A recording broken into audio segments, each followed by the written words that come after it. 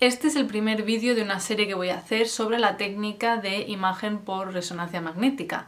¿Y por qué voy a hacer una serie de vídeos sobre este tema? Bueno, pues básicamente porque es la técnica que he utilizado durante los últimos 5 años, durante el doctorado, y porque es la técnica que utilizan la mayoría de los artículos científicos que suelo leer, y seguramente hablaré de este tipo de artículos en este canal. Así que creo que es mejor que sepamos un poco todos de qué va para así entender los siguientes vídeos.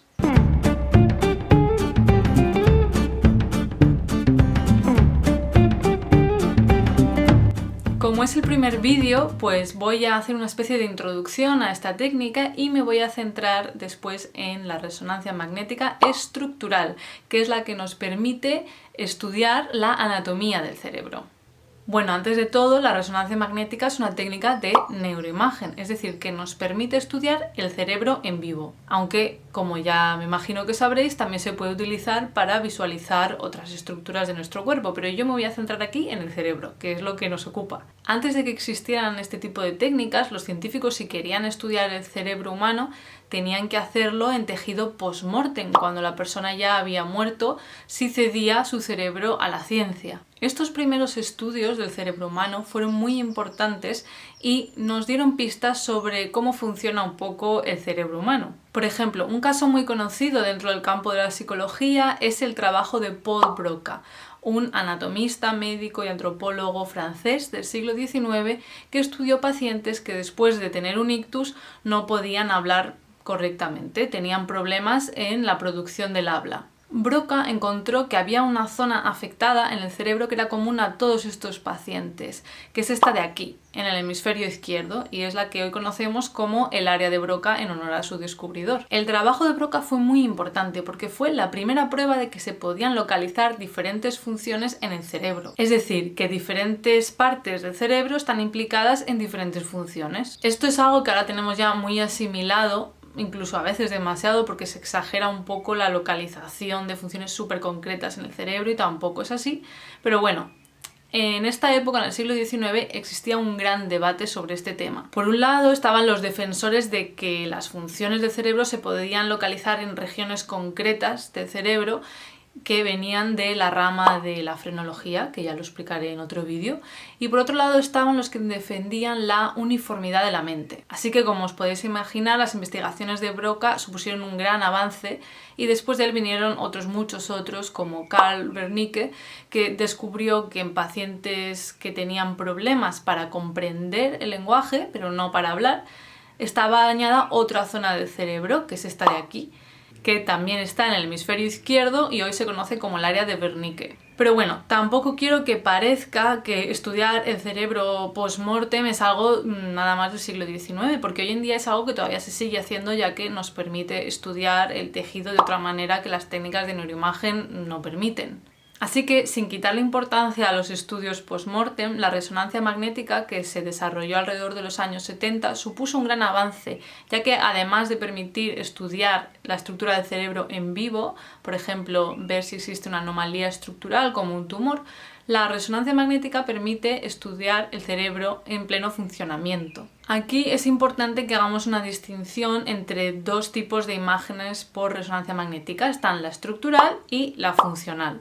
Ambos tipos de imágenes se obtienen con el mismo aparato, con un escáner de resonancia magnética, que básicamente es un imán gigante. Pero hoy nos vamos a centrar en la resonancia magnética estructural. Como decíamos, este tipo de imágenes se obtienen con imanes gigantes. Normalmente los imanes que se utilizan en los hospitales con fines clínicos suelen ser de 1,5 Tesla normalmente. En cambio, los que utilizamos en investigación suelen ser más potentes, normalmente de 3 Tesla y en algunos sitios pues ya hasta de 7 Tesla.